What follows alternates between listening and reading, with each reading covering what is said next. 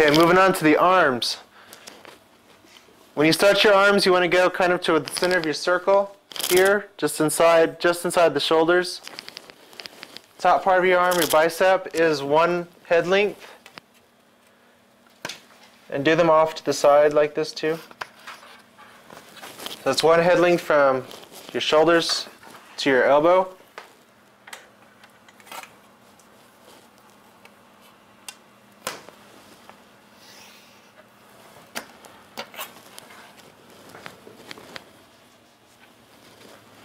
Your forearm is also one head length.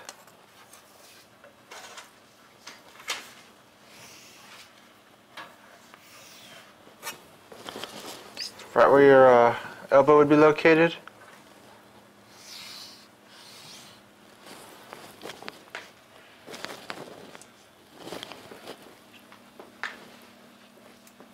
And the very last is your hands, and they are a half a head.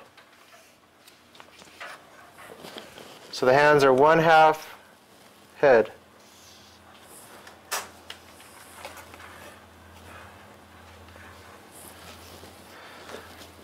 And then you can add in circles for the hands for now.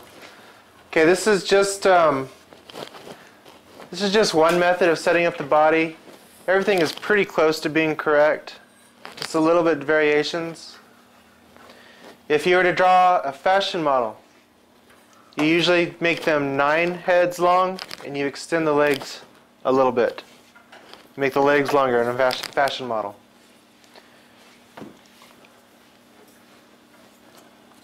And that's generally what people do. If you were looking at other books, you'd find different ways people have set this up. But this is the most common way to do it.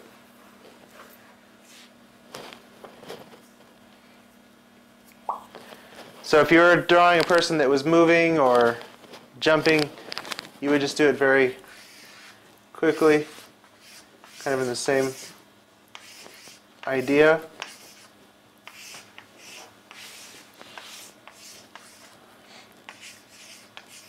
Before you would even start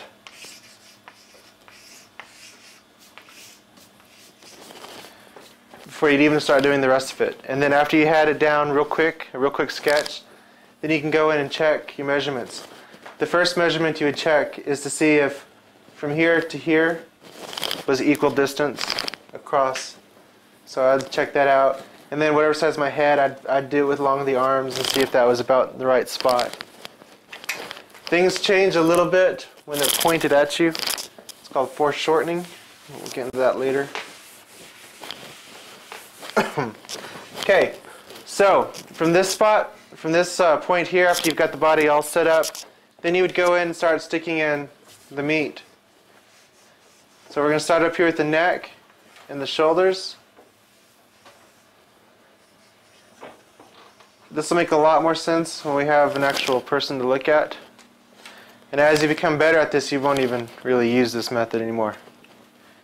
The biceps of the arms, just kind of stick some ovals in there.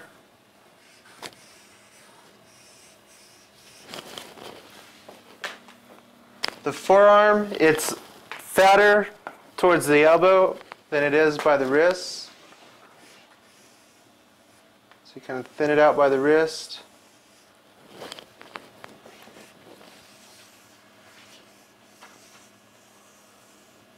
For today, we're just going to leave the hands as circles. We're going to go into how to build hands tomorrow. I could actually teach a full week's worth of lesson on just hands. Sounds fun. Yeah. Hands are actually, in my opinion, the hardest thing to draw. Okay, this line that we put right here, right across the middle of the rib cage, that represents where the pec muscles go.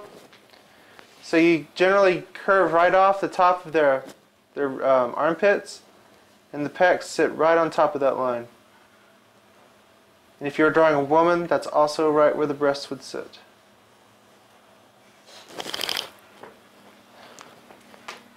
It's a very common mistake that people who are just learning to draw will put these way up here by the neck and think that it looks right. Right in the middle between the ribs and the guts line, let's make a mark right there, little X. It's where your belly button is located,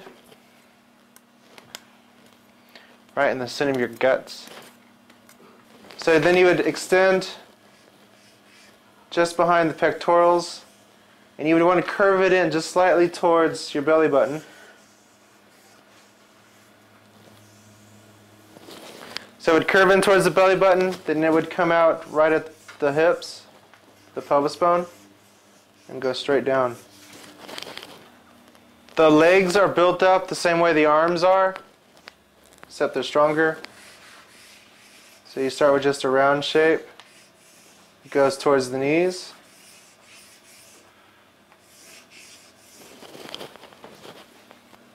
And the calf muscles are just like the forearm.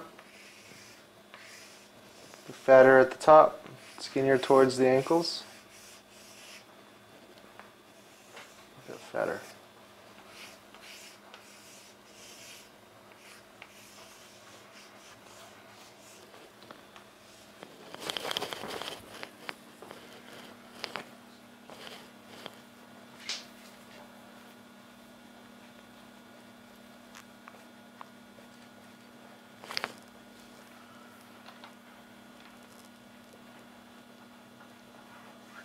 And then it would be after this point that you would erase all the guidelines and start giving the guy some details.